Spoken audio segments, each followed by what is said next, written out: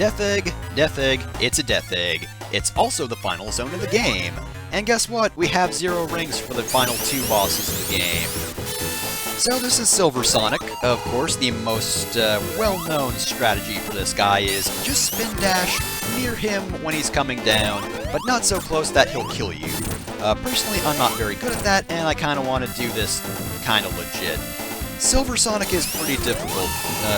If you don't know what his pattern is, he will definitely kill you because you won't know which way he's moving. And since you have absolutely no lenience for this, well, yeah, it's pretty likely that you're gonna die if you don't know what you're doing.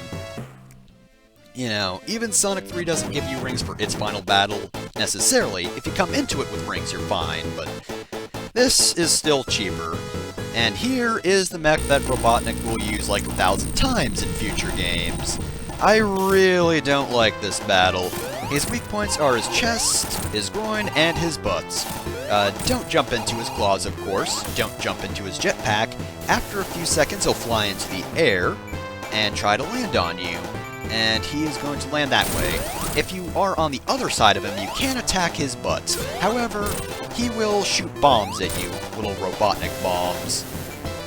Now, this battle can be done very quickly, but I'm not good at that. You have to be really good at positioning your jumps. Like, that for me is really risky, and I don't care for it. Like, I killed him pretty quickly. You can do it faster than that, but I really don't like that fight at all. But yeah, minute 30, 40, 41, yeah, we're done with the game in less than 2 minutes. Here, have some black and white pictures for your ending. Because Sonic fucking died in space. And everyone's very apathetic about it. Except that chicken. That chicken looks really worried. The walrus, though, is like, Sonic up there? That's too bad. Whatever. Tails staring angrily at a Flicky. Flicky, you're no help. Even if you fly after Sonic, you'll never be able to carry him. You're a tiny little bird. And if you got all 7 Chaos Emeralds, Sonic will fly down as Super Sonic. Normally, he'd just be normal Sonic and he'd kind of just be spin-falling and he'd land on the plane right in time. But with the best ending, he doesn't even bother. He just flies next to the plane. And I still kind of think Super Sonic looks kind of cool. Look, we can all be kind of 13 sometimes, alright? And to end the game off, of course, it's time for a pose. Actually, I kind of prefer his thumbs up rather than his little I'm doing Super Saiyan flying or whatever that happens to be. So that's Sonic 2. Of course, it's a Genesis Sonic game. Well, I mean... Wait, no, Sonic CD was for Sega CD, thus the name. So yeah, that one doesn't count. So yeah, like pretty much any other given Genesis Sonic game. Oh, whatever. Anyway, like the other 2 games, Sonic 2, very good, good looking, has some great music. Levels, of course, as I've said before, don't care for them as much as Sonic 3.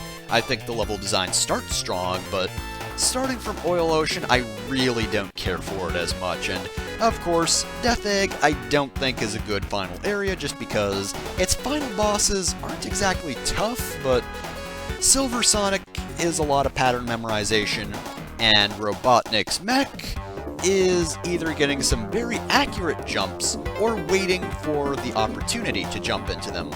After waiting a long time for him to finish up with his little slow walk animation, which I don't care for that much.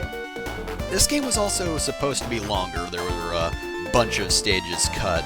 I don't know as much about, what do they call it? I forget what they call the cut stages, but there were a bunch of other cut stages.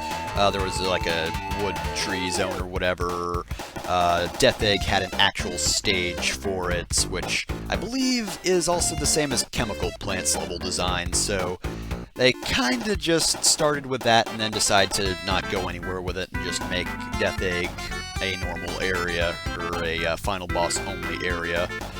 There was also a hidden cave zone complete with a Master Emerald, and, best of all, there was a zone called Genocide City Zone. Yeah, great name there, guys, great name. But yeah, I don't know as much about that, so that's why I never really mention it, but you can look it up.